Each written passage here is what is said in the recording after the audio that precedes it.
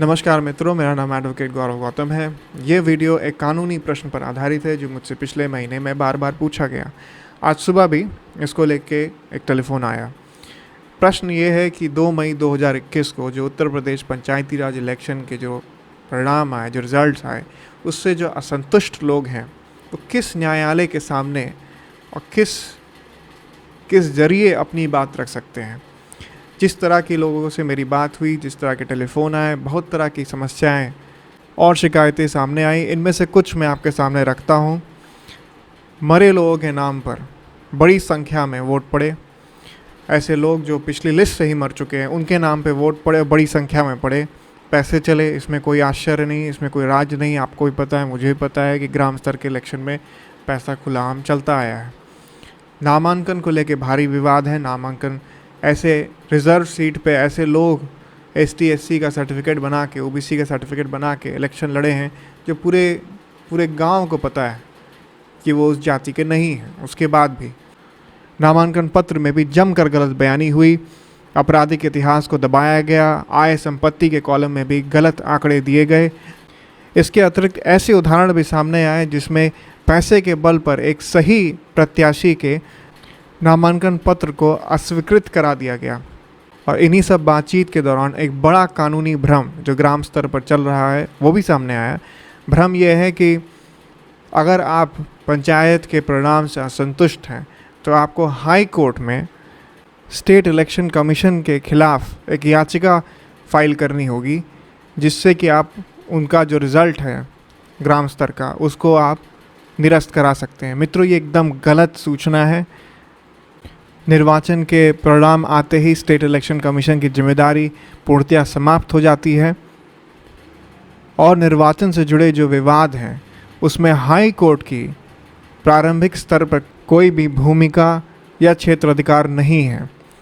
और निर्वाचन प्रक्रिया समाप्त हो जाने के बाद निर्वाचन से जुड़े जो भी विवाद हैं वो यूपी पंचायती राज अधिनियम 1947 से संचालित होते हैं और ये मुकदमे SDM कोर्ट में फाइल होते हैं। इन्हें चुनाव याचिका कहते हैं। और ये चुनाव याचिका धारा 12C यूपी पंचायत अधिनियम 1947 के अंतर्गत दाखिल होती है।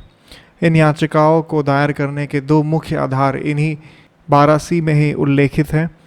पहली मुख्य धारा जिस पर आश्रित चुनाव याचिका दायर की जाती है वो यह है कि चुनाव मुक्त रूप से संचालित नहीं किया गया और यह चुनाव रिश्वत और अनुचित प्रभाव के कारण गलत ढंग से प्रभावित रहा।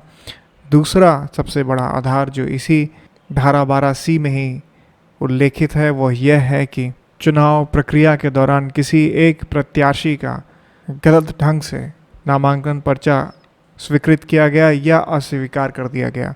इसके अतिरिक्त यूपी पंचायत राज अधिनियम 1947 या उसके अंदर बने गए कानूनों का पालन नहीं किया गया।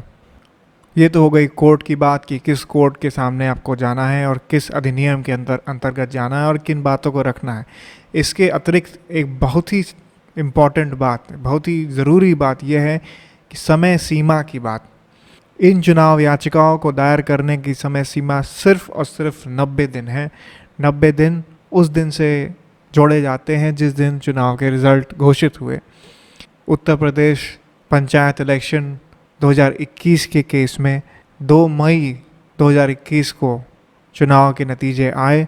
उससे 90 दिन तक का ही समय आपके पास है SDM कोर्ट में चुनाव याचिका दायर करने का। अगर आप उससे देर करेंगे तो आपकी याचिका नहीं स्वीकृत की जाएगी और आपका अधिकार मारा जाएगा। इस वजह से ये बहुत ज़रूरी है कि आप इन 90 दिनों के दौरान ही, जिसमें से कि 30 दिन जा चुके हैं, आप अपनी चुनाव याचिका जल्द से जल्द SDM कोर्ट में दायर करें। अगर कानून से जुड़ी और भी आपकी कोई समस्याएं हैं और भी कोई प्रश्न है आपके दिमाग में तो आप हम तक हमारे फ़ोन नंबर के थ्रू पहुंच सकते हैं जो कि डिस्क्रिप्शन में दिया हुआ है। और कोई भी सवाल हो आप कमेंट सेक्शन में पूछ सकते हैं। धन्यवाद।